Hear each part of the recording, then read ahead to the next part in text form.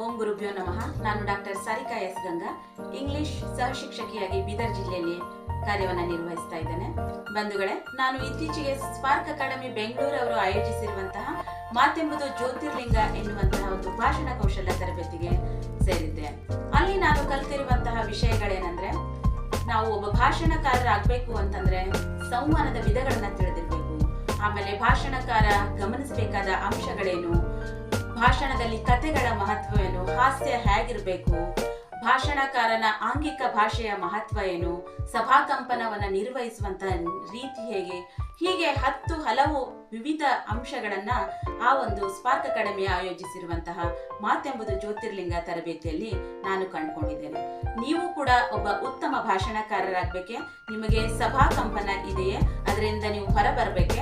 ಹಾಗಾದ್ರೆ ಹಿಂದೆ ತಾವು ಮಾತೆಂಬುದು ಜ್ಯೋತಿರ್ಲಿಂಗಕ್ಕೆ ಸೇರಿ